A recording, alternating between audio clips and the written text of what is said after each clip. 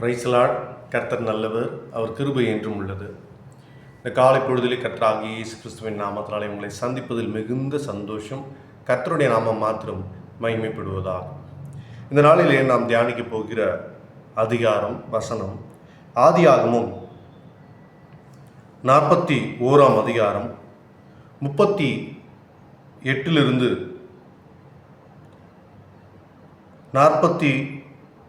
41 முடிய.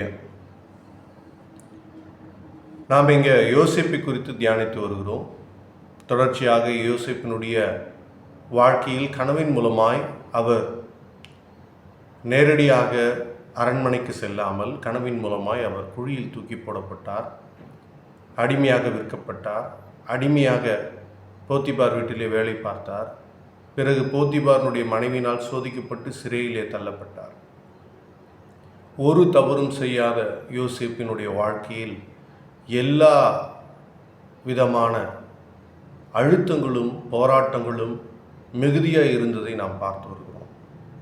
இவைகளுக்கு மத்தியில் தேவ சித்தம் எப்படி நிறைவேறிற்று, தேவன் எப்படியெல்லாம் காரியங்களை நடப்பித்தார் என்பதை நாம் பார்த்து வருகிறோம். ஒருவேளை இந்த காலை பொழுதில் என் வாழ்க்கையில் விடுதலை இல்லை, சமாதானம் இல்லை, செய்யாத குற்றங்களுக்காய் பாவத்தை சுமக்கிறேன், என்னை அங்கீகரிக்க யாரும் இல்லை, என் வாழ்க்கையில் ஏன் இவ்வளோ போராட்டம், இந்த கடவுள்னு ஒருத்தர் இருந்திருந்தாருன்னா எனக்கு ஏன் இப்படி நடக்கும், அப்படி அவர் இருந்திருந்தால் என்னை நிச்சயமாக பாதுகாத்திருப்பார் அப்படின்னு சொல்லி நீங்கள் ஒருவேளை கர்த்தரையே கேள்வி கேட்கக்கூடிய ஒரு அழுத்தத்திற்குள் கடந்து சென்றிருந்தால், கர்த்தருக்குள் பிரியமான என் அன்பு சகோதர சகோதரிகளே, இதனால் இந்த ஆதியாகமம் 41 அதிகாரத்தையும் 38 41 முடிய ஜீவனுள்ள தேவனுடைய வார்த்தைகளையும் தியானிப்பீர்களானால் கர்த்தர் உங்களோடு கூட பேச காத்து கொண்டிருக்கிறார். யோசேப்பு இந்த எல்லா விதமான அழுத்தத்தையும் கடந்து வந்தார். ஆனால் ஒரே நாளில்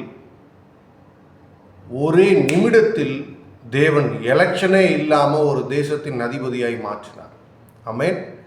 தேவன் வல்லமையுள்ள தேவன். அவரால் செய்யக்கூடாத காரியம் இந்த பூமியில் எதுவும் இல்லை. அவன் அந்த தேசத்தை ஆளக்கூடிய அளவுக்கு அனுபவம் உள்ளவனாக மாற வேண்டும் என்றால் இந்த உபத்திரவங்களை கடந்து வர வேண்டும் என்பது நாம் எல்லோரும் அறிந்திருக்கக்கூடிய காரியமாக இருக்குது. ஒருவேளை நேரடியாக இவர் பொசிஷனுக்கு வந்திருந்தார்னா கனவுக்கு பிறகு வாழ்க்கையில் அவர் தலைக்கணமாய் மாறி இருக்கலாம், என்ன காரியங்கள் வேணாலும் அவர் தவறுதலாய் நடப்பித்திருக்கலாம். ஆனால் இந்த பாடுகளின் அனுபவங்கள் கர்த்தர் நம்மோடு கூட இருக்கிறார் என்பதை வெளிப்படுத்துகிறது. அப்படி சிறையில் தள்ளப்பட்ட அடிமையை விற்கப்பட்ட யோசேப்பினிடத்தில் கர்த்தர் யோசேப்போடு இருந்தார் என்று வசனம் மிக தெளிவாய் சொல்கிறது. அவன் காரிய சித்தி உள்ளவனாக இருந்தான். அவன் செய்த எல்லாவற்றிலும் கர்த்தர் அவனோடு கூட இருந்து அவனை உயர்த்தினார் என்பதை நாம் பார்க்கிறோம். அப்படியாக இந்த 38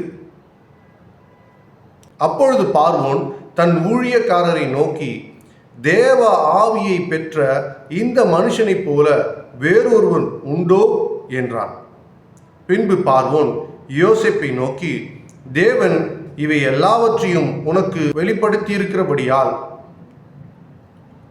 உன்னை போல விவேகமும் ஞானமும் உள்ளவன் வேறொருவனும் இல்லை. நீ என் அரண்மனைக்கு அதிகாரியாய் இருப்பாய். உன் வாக்கின்படியே என் ஜனங்கள் எல்லோரும் அடங்கி நடக்க கடவர்கள். சிங்காசனத்தில் மாத்திரம் உன்னிலும் நான் பெரியவனாய் இருப்பேன் என்றான். பின்னும் பார்வோன் யோசேப்பை நோக்கி, பார், நீங்களே இந்த வசனத்தை பாருங்க, பார், எகிப்து தேசம் முழுமைக்கும் உன்னை அதிகாரி ஆக்கினேன் என்று சொல்லி. அப்புறம் நீங்கள் தொடர்ந்து வாசிச்சிங்கன்னா கர்த்தர் செய்த காரியங்களை நீங்கள் பார்க்கலாம்.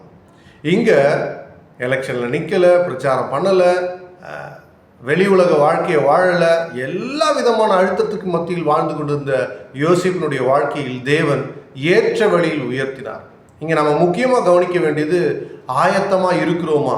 காலதாமதம் அப்படின்றது இங்கே விஷயம் இல்லை. அங்கே காலதாமதத்தினால் நமக்கு தப்பு எதுவும் நடக்க வாய்ப்பு இல்லை. ஆனால் கர்த்தர் உயர்த்துகிற வேளையில் ஆயத்தம் இல்லாமல் இருப்பது தான் மிகப்பெரிய தவறாக இருக்கிறது. எனவே நம்மை நம்மை பயன்படுத்த தேவன் வாஞ்சிக்கிறார். நம் வாழ்க்கையில் எல்லா துயரங்களுக்கு மத்தியும் தேவன் நம்மோடு கூட இருக்கிறார். ஆமென். அப்படியாக நாம் உயர்வு கிடைக்கவில்லை, நம்ம வாழ்க்கையில் வளரல, இன்னும் பல காரியங்கள் சாதிக்க வேண்டியிருக்கேன்னு நீங்கள் கவலைப்பட வேண்டாம். அவர் அழைத்த அழைப்பும் அவர் கொடுத்த வரங்களும் மாறாதவைகளே. எனவே யோசேப்புக்கு இந்த காரியங்கள்லாம் தெரியாமல் இருந்திருக்கலாம். நம் வாழ்க்கையில் கூட நமக்கு இந்த காரியங்கள்லாம் தெரியாமல் இருந்திருக்கலாம். நம்ம உயர போகிறோம், கிறிஸ்துவனால் வளர போகிறோம், அதற்காகவே நான் கிறிஸ்துவனாய் படைக்கப்பட்டேன் என்பதை உணராமல் நான் இருந்திருக்கலாம். ஆனால் இந்த காலை பொழுதில் கர்த்தர் உங்களிடத்தில் அன்பாய் சொல்லுகிறார், விசுவாசமாயிருங்கள்.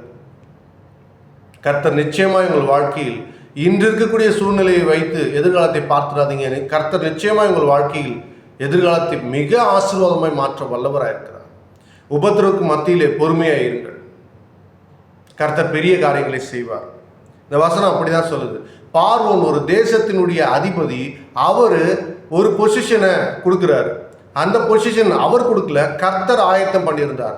நமக்கு ஆண்டவர் எப்பவுமே ஏதோ இருக்கிற பொசிஷனில் உயர்வுகளை தர தேவன் இல்லை. நல்லா புரிஞ்சுக்கோங்க. அது வேலையாக இருந்தாலும் சரி, வாழ்க்கையாக இருந்தாலும் சரி, ஏதோ இங்கே பூமியில் இருக்கக்கூடிய பொசிஷனுக்கு தேவன் நம்மளை உயர்த்துறது இல்லை.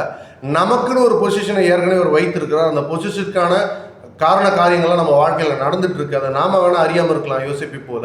ஆனால் ஏற்ற வேளையில் தேவன் நமக்குன்னு அந்த புது பொசிஷனை கொடுத்து உயர்த்துகிறார். இங்க மன்னர் ஆட்சியில பிரதமர் வரார். மன்னர் ஆட்சியில பிரதமர் இருக்க முடியுமா? இவர் ஒரு மன்னர். மன்னர் பிரதமரை உருவாக்குகிறார். நான் நினைக்கிறேன் ஜனநாயகம் அப்படின்றது அன்னைக்கு உருவாக்கப்பட்டதாக தான் இருக்கும்னு சொல்லி. எனவே நம் வாழ்க்கையில் வரக்கூடிய அழுத்தமான சூழ்நிலை மத்தியில் கொண்டாடுங்கள். போராட்டங்கள் மத்தியில் தேவனை கொண்டாடுங்கள். அவர் பெரிய காரியம் செய்து கொண்டிருக்கிறார், அதற்காகவே இவைகளை நான் தாங்கிக் கொண்டிருக்கிறேன் என்று சொல்லி யோசேப்பை போல பரிசுத்தம் உள்ளவர்களாக இருங்கள்.